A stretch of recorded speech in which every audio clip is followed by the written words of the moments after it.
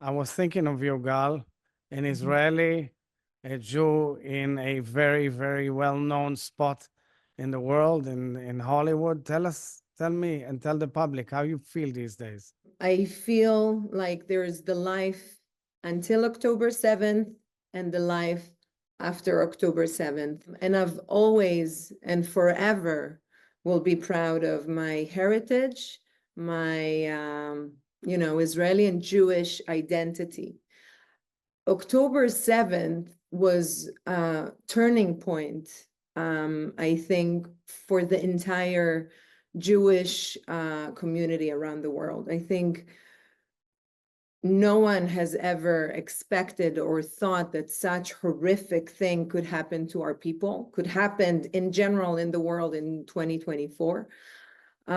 There's not a day that goes by without me thinking about the hostages and the fact that we're even here now talking, they're there in Gaza, in the tunnels, surviving for almost a year in this hellish reality.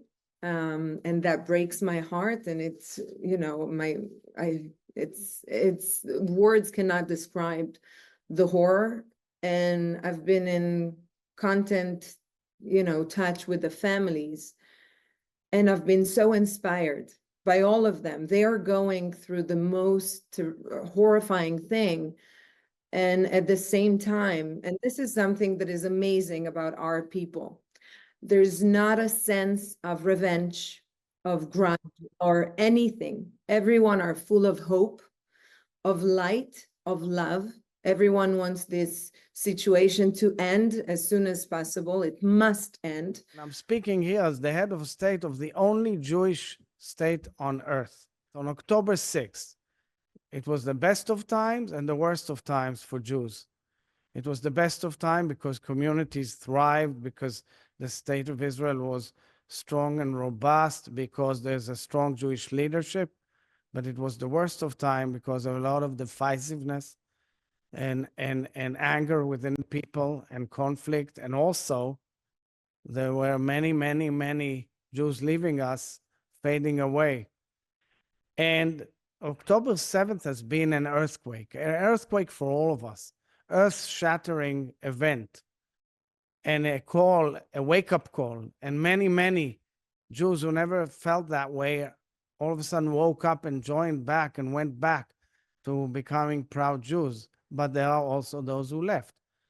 And I believe the earthquake is so strong that we must focus on how we bring everybody together. That's the whole gist of this wonderful initiative of Voice of the People, to bring us all together, to have a dialogue, to discuss problems and issues, to discuss our future and our challenges, and realize that we always overcame when we are together. The top challenge for Jews worldwide is anti-Semitism. I'm extremely disturbed by this fact, but I know it is a reality. We know we are a small nation, 15 million people, perhaps 17 million people in a sea of 8 billion human beings.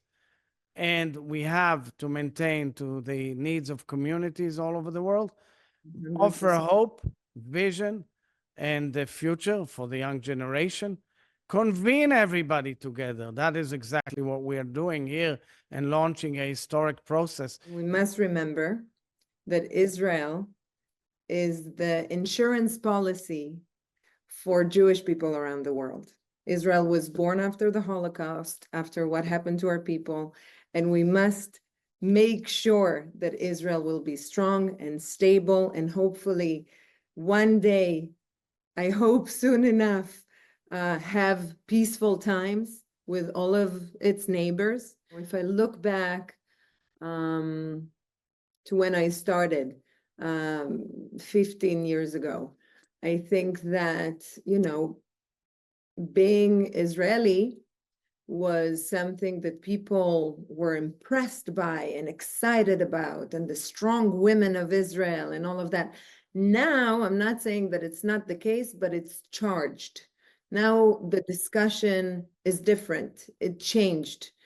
And I do too find myself numerous times times, over and over again, having very complicated and uncomfortable quote unquote conversations with people that have some idea about what's happening, and trying to give them the full picture of what's really going on.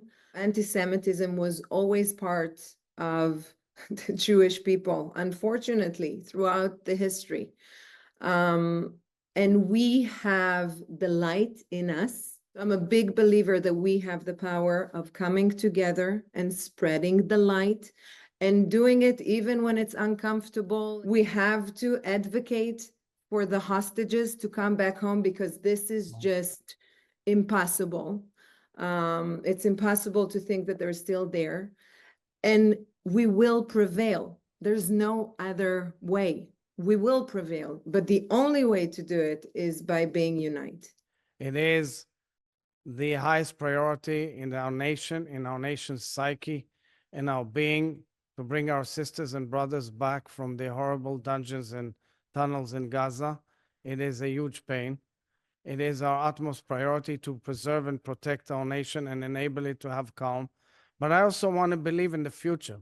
I agree with you. I believe there are many processes, and out of huge crises, there are opportunities. And I believe that one day we will also see movements and further movements towards peace and towards more and more inclusion of Israel and its existence as a fact forever in our region